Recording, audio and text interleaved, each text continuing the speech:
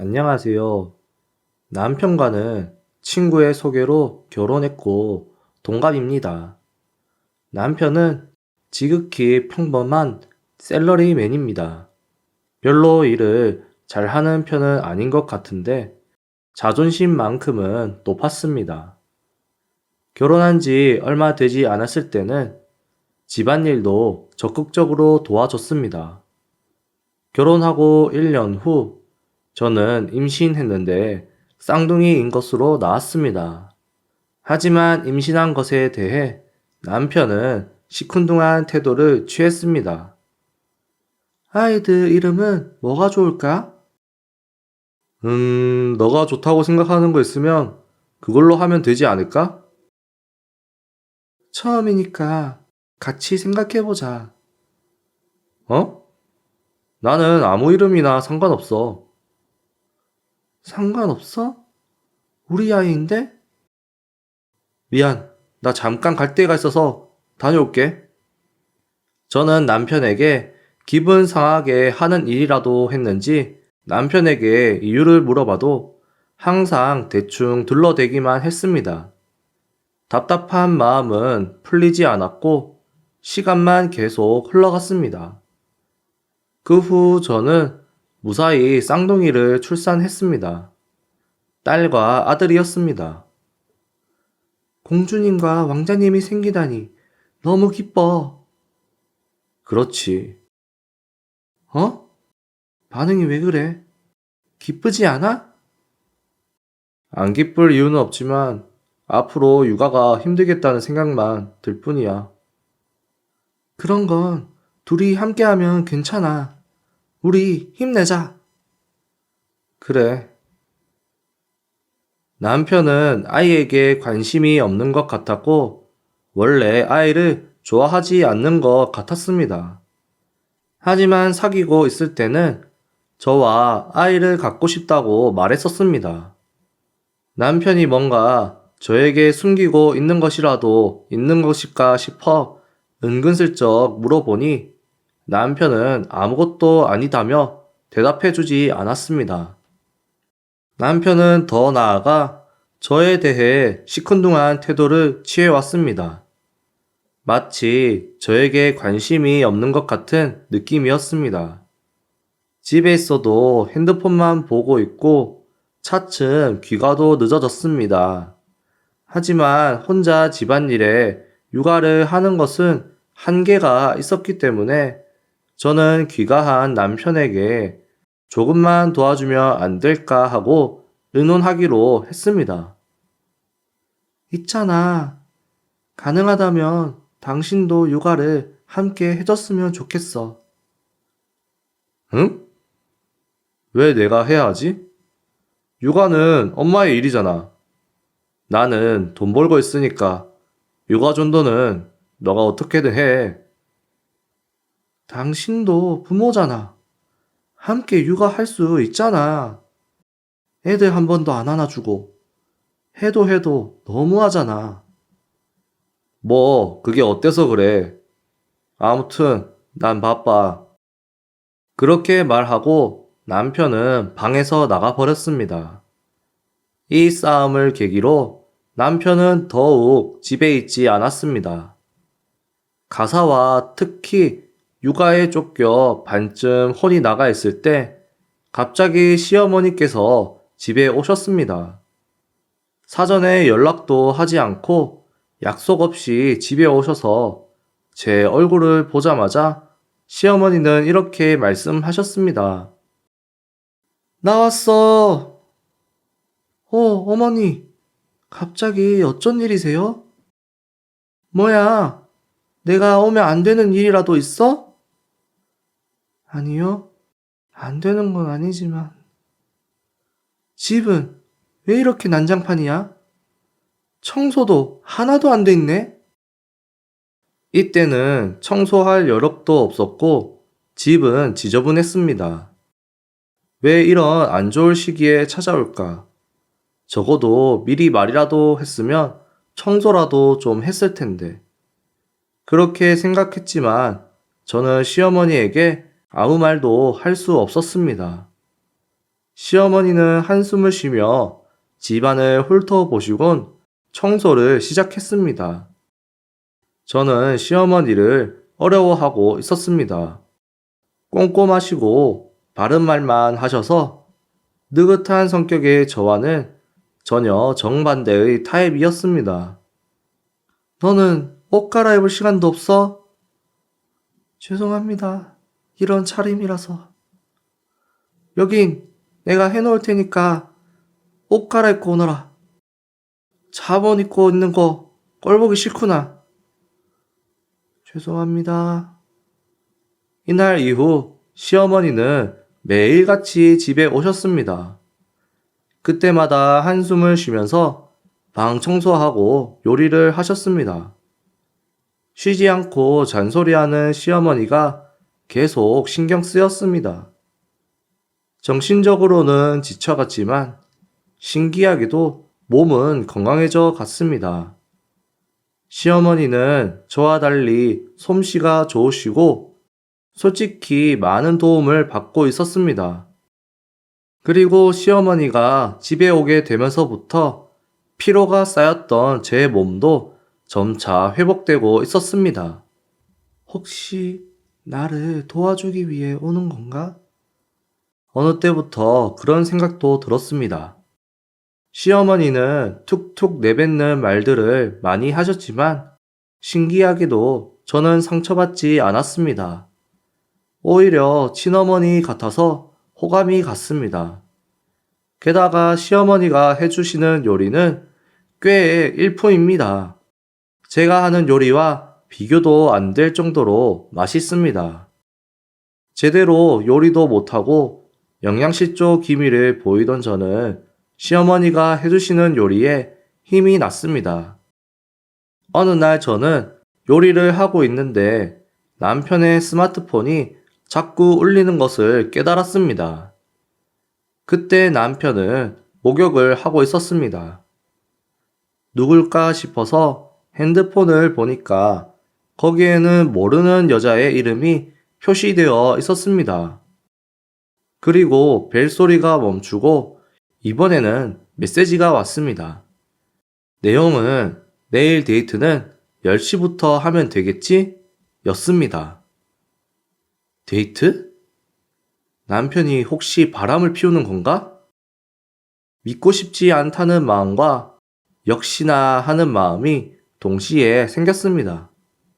좋은 행동은 아니라는 건 알고 있지만 저는 남편의 폰을 살짝 뒤져봤습니다. 남편은 스마트폰을 잠그지 않아서 금방 열 수 있었습니다. 문자 메시지를 보고 남편이 바람을 피우고 있다는 것을 알았습니다. 아무래도 어플로 여자를 알게 된 것 같아 보였습니다. 또 사진첩에는 여자와의 사진도 있었습니다. 저는 가슴이 터질 것 같은 기분이 들었습니다. 저는 목욕을 마친 남편에게 여자와의 사진을 보여주면서 따졌습니다. 이 사진 뭐야? 너 바람 폈어? 갑자기 뭐야? 왜 남의 폰을 보고 그래? 내 질문에 대답해. 이 여자 누구야? 얘 그냥 친구야. 친구 치고는 꽤 친밀하게 주고받은 것 같은데? 너는 친구랑 그런 곳도 가? 혹시 카톡도 뒤져봤어? 봤어. 너 진짜 최악이네. 부부라도 마음대로 남의 폰을 뒤져보는 건 사생활 침해잖아. 아무튼 대답해줘. 왜 바람을 피는 거야? 아, 진짜 귀찮게 하네. 그건 네가 여자를 안 보이니까 그렇지. 뭐? 지금 네 모습을 좀 봐. 마치 돼지 같잖아.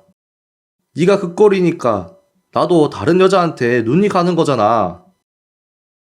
남편은 반성하기는커녕 오히려 화를 냈습니다. 믿을 수가 없었습니다. 남편은 눈물을 글썽이는 저를 보며 이렇게 말했습니다. 나한테 버림받기 싫으면 다이어트라도 해서 이뻐져 봐. 이제 출산도 했으니 나온 배 넣을 수 있잖아.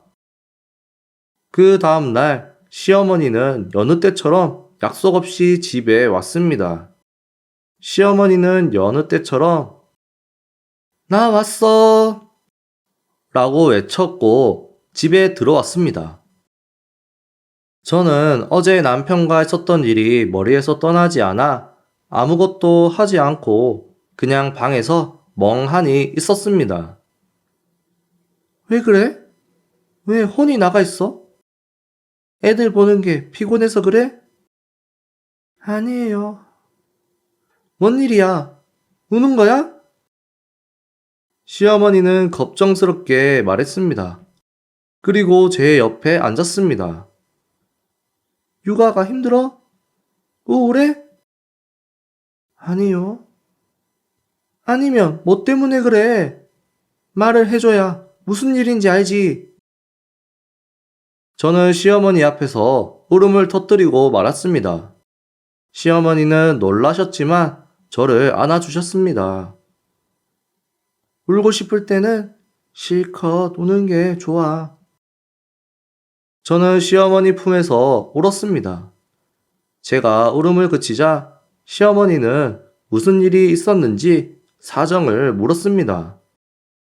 그래서 저는 남편이 가정을 업신여긴다는 점과 게다가 젊은 여자와 바람 피운 사실을 모두 털어놓았습니다. 시어머니는 잠자코 제 말을 들어주었고 말을 마치자 큰 한숨을 내쉬며 예상 밖의 말을 내뱉었습니다. 역시 나였네. 네? 네, 그럴 줄 알았어. 내가 얘 엄마잖아. 뭔가 느낌이 있었어. 눈치채셨어요? 뭐 그런 거지. 시어머니는 남편이 가정을 업신여기는 것을 어렴풋이 눈치챘다고 했습니다. 하지만 바람기에 대해서는 몰랐던 것 같고 어이없어 하셨습니다. 시어머니는 제가 예상했던 대로 저를 챙겨주시고 가사 육아를 돕기 위해 집에 오고 있었던 겁니다. 그리고 시어머니는 이런 말씀을 하셨습니다. 일부러 너한테 미움받으려고 계속 온 거야. 미움받으려고요? 왜 그런? 솔직히 민폐잖아. 시도 때도 없이 불쑥 찾아와서 신경 쓰였던 거 아냐? 얼굴에 귀찮아라고 써 있었어. 아니, 귀찮다는 건 아니지만. 신경 쓰지 않아도 돼. 너가 아들과 나를 싫어하게 돼서 이혼하게 되면 너는 앞으로 우리들을 잊고 새로운 삶을 살아갈 수 있다고 생각했으니까. 네? 그러면 일부러 약속도 없이 온 거예요? 그런 거지. 나도 이런 민폐 같은 짓은 하고 싶지 않았어. 하지만 마음껏 우리를 미워해주는 게 너가 편할 거라고 생각했어. 너는 아직 젊잖아. 더 좋은 사람 만나서 행복했으면 좋겠다고 생각했어. 어머니 마음도 모르고. 시어머니의 배려를 알게 된 저도 모르게 울고 말았습니다. 그런 저를 시어머니는 다정하게 안아주셨습니다. 저는 시어머니와 상의한 후 남편을 응징할 계획을 세웠습니다. 시어머니가 생각한 계획은 꽤 재밌었습니다. 그리고 저희는 준비를 해서 계획을 실행했습니다. 우리는 남편이 귀가하기를 기다렸습니다. 그날도 남편은 여자를 만나고 왔는지 귀가해온 남편에게서 은은하게 향수 냄새가 풍겨왔습니다. 남편은 시어머니의 등장에 조금 놀라했습니다. 오늘은 너한테 할 말이 있어서 왔어. 할 말이요? 며느리하고 이혼해. 네? 네가 며느리가 집안일이며 육아도 게을리한다는 말을 해서 한동안 와서 도와줬는데 네 말대로 정말이지 형편없는 며느리더라. 그렇지? 역시 엄마도 그렇게 느꼈구나. 너한테는 더 괜찮은 여자가 있을 거야. 여기 이혼 서류를 가지고 왔으니까 사인해. 며느리도 사인해. 네. 그러자 남편은 미소를 띄우며 사인을 하기 시작했습니다. 저는 웃음이 나오려는 것을 참느라 힘들었습니다. 그리고 남편은 이혼 신고서에 사인을 한 후 저에게 내밀었습니다. 결국 버림받다니 불쌍하네. 근데 뭐 어쩔 수 없지. 엄마까지 이러는데 별 수 없잖아. 너도 사인해. 의기양양한 표정을 짓는 남편에게 저는 이렇게 말했습니다. 아싸! 계획 성공! 사인 고마워. 이제 남이 되는 거네? 제 발언에 남편은 멍하니 있었습니다. 그리고 저도 이혼 신고서에 사인을 했습니다. 뭐야? 왜 그렇게 기뻐하는 거야? 나랑 이혼하고 싶었지? 너 같은 남자랑 같이 안 살아도 되는 데다가 위자료도 받을 수 있고 최고네? 정말 말 섞기도 싫다. 언제부터 너 그런 놈이 된 거야? 엄마, 무슨... 아까 어머니가 한 말들은 연기야. 일부러 저를 나쁘게 말해서 이혼 서류에 사인하도록 한 것입니다. 그래서 저는 남편에게 지금까지 모았던 외도 증거를 보여줬습니다. 저는 남편의 폰에 있던 사진뿐만이 아니라 만나는 여자의 신상도 조사하고 있었습니다. 그녀는 20대의 대기업에 다니는 아가씨였습니다. 아무래도 그녀는 남편이 총각인 줄 아는 것 같았습니다. 너는 며느리뿐만 아니라 아가씨도 속였구나. 부끄럽지도 않아? 그런 쓰레기 같은 짓 할 거면 쓰레기통에서 살아.